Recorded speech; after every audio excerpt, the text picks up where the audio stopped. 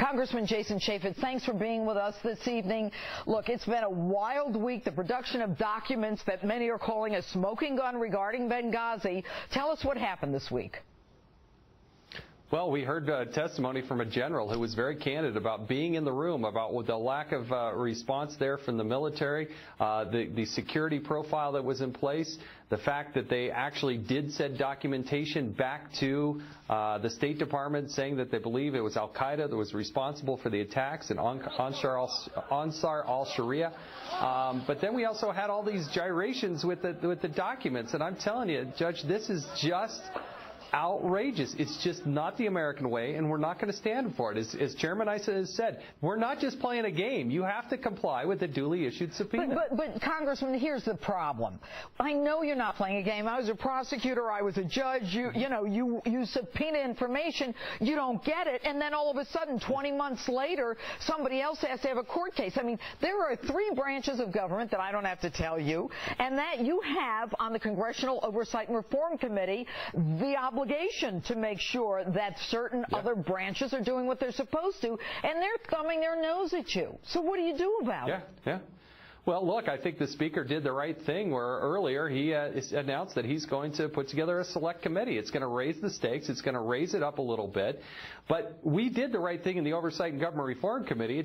We issued a subpoena in August of last year, and we still have documents trickling. In the last 30 days, we've had roughly 3,200 documents, new documents come in. Thank goodness Judicial Watch did what they did and that they were successful with the courts.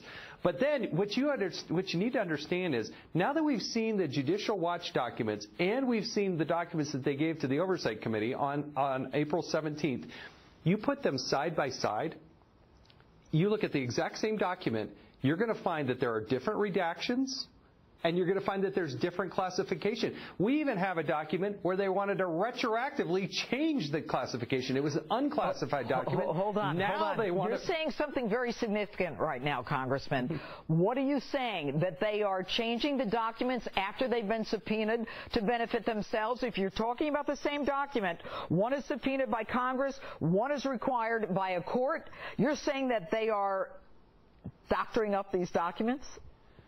I'm saying that they're different. You put them side by side, the exact same document, not all of them, okay, but this one in particular that I have seen and I have looked at it with my own eyes. You put that same document side by side, different redactions, different classification, and in another document, it was unclassified, and now suddenly they say, well, that should be classified. In fact, we don't want to have that released until the year 2037. Congressman, and it gets to that point, and how does that make you feel? What do you want to do? What will a select committee be able to do? Because everyone's saying it's a phony scandal. You're coming up with real facts that the White House knew it wasn't a video.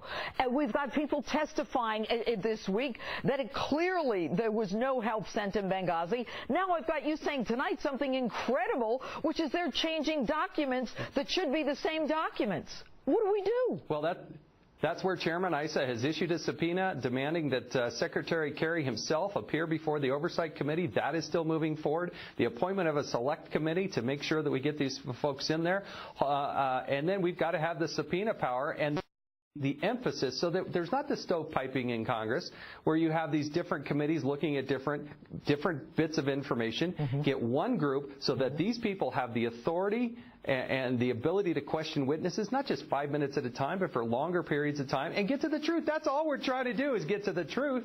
Congressman, is there any way that you can have one person do the questioning? Because if everybody has 5 committees, they're not 5 minutes, they're not all on the same page. Have a real prosecutor who knows how to get an answer to a question and won't let somebody just dance and, continue to filibuster. Yeah. Is there a possibility of that happening? I think there is. I don't know exactly how it'll be structured. It's new territory for me. Certainly the House has had history with select committees, but you get somebody like a Trey Gowdy who's been doing this for 20 years, who knows how to draw out the facts and make the case. I mean, look, you do have to have professionals in there. I think I'm pretty good at questioning witnesses, but there's nothing more frustrating than getting up to 4.5 minutes and looking at the clock thinking, I got 30 seconds, and the guy wants to give you a 10-minute answer. And so I think there's a way, and that process through a select committee, I think, can be crafted such where you don't have those types of constraints that you normally have in another setting.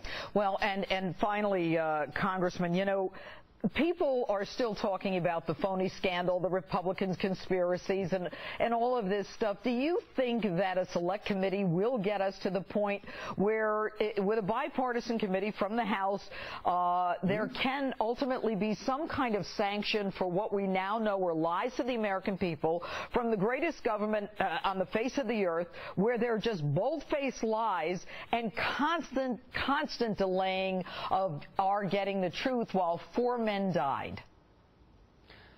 And you hit the right point there at the end. We have 4 dead Americans. We got hundreds of embassies and consulates. We got thousands of people serving overseas. I just want to know how it is that they started to live in what ultimately ended up being this death trap that we know as Benghazi. What happened during the attack? Why did it take so long to get help? And then afterwards, why were we fed this perpetuation of mistruths? I mean, this stuff that was just flat out, they just weren't true. I mean, that's just the facts, and everybody, I think, understands that now. We're going to get to the truth of all this. I'm proud of what the Speaker's doing. I think it's the right move, and we'll get there. We'll get there. All right, Jason, Congressman Jason Chaffetz, as always, thank you for being with us.